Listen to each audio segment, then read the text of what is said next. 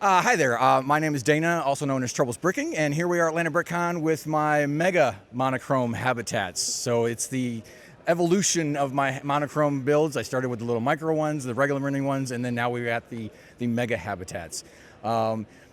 This kind of actually came as kind of like a joke because I built some figures just for fun because I was like, I love these mega figs that you could get, whether it was like the Wonder Woman or Ninjago or something. I'm like, I think I could do a monochrome with that.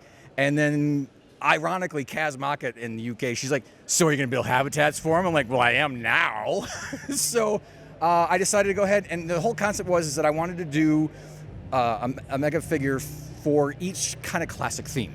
So, we've got the Asian Ninjago slight scenario, we've got space, of course, city, which kind of has breached into two different ones because we've got the miners, which could also be, could go rock raiders, I don't know, that's kind of pushing it.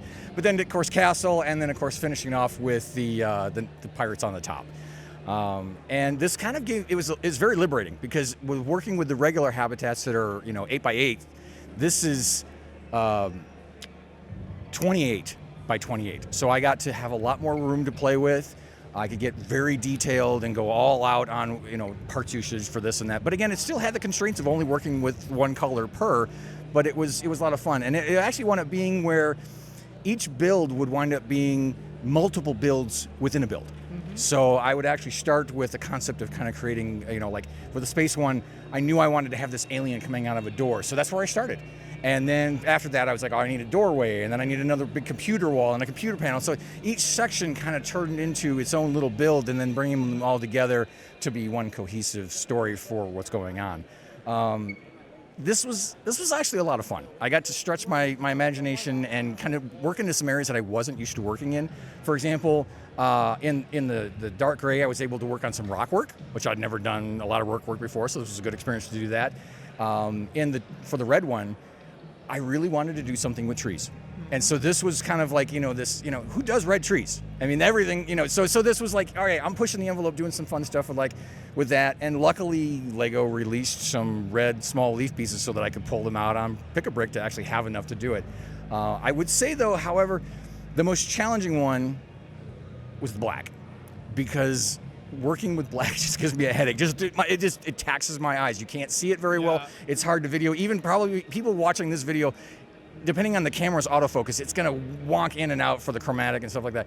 But it was fun. It was stretching the imagination, doing some fun things, and I also incorporated some negative space. It's kind of hard to tell, but the back walls have holes in it to create that negative space to be stars, and I actually have the constellation of Orion and Gemini in the background to kind of give that sense of where it would be in reality. So a lot of fun.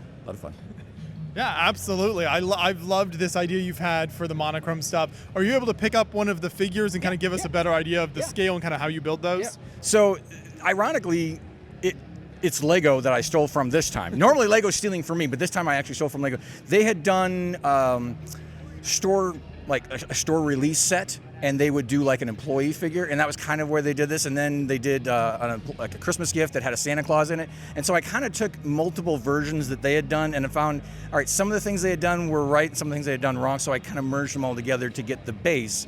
And then after that, it was, finding a different way to give them that unique feel for each theme, which was a lot of fun. How posable are these? Oh, I mean, they're pretty much the same posability of a minifigure, except for you actually get a little more posability for the arms, which you don't get in a minifigure. The key is being able to have this 1x1 tile with a clip. Without that, it kind of ruins the whole thing. And actually, that's one of the unique pieces in this to make it to be able to build, and then the macaroni pieces for the head. I've got 4 more colors that I'm going to do. So there will be blue, orange, green, and lime green, and those will be actually the 4th row on this whole thing. So that'll be next year, hopefully. Okay. Hopefully that's the plan that I'm working for. And you haven't referenced the massive dinosaur skull in the back. Which again, that I typically have tried to do all my own creations within here, but that is one that I literally went to the T-Rex set and just said, I'm going to build this, but in all gray. I'm going to chop it in half. I had to swap out some parts, so it's still mock-ish. It's a mod type thing, and that was actually an inspiration for the gray one. Was I want to do a dinosaur head. and we'll throw this down here in a coal mine, you know, and hey, we ran across this fossil down here, so it was kind of fun. And then what are some of your favorite details in the castle one over here? The castle one, I get a lot of comments about the nice part usage for the beards as flames, which was fun. And then for me, just doing the tapestry. You know, this is a Scottish castle, there's got to be tapestry. So that's where the tapestry comes in the background, and recessing it into the wall to kind of give that, you know, hey, this isn't actually three-dimensional, it's actually dropped back so that we get this feeling of that it's a tapestry, not a three-dimensional sculpture, stuff like that. The other little things that I liked doing was in the white one, I actually recreated the tile that's inside the 10497. So I threw that in there to, you know, do a little Galaxy Explorer piece. Along the side here, I actually have, it says space in Morse code. And then the red one actually gives a little teaser to what could happen for yet the next big project, which is the maxi figs that Lego has done. So I have a little Buddha in the back there that is the next scale up. And I hope to do a red, white, and black one, because those are the parts.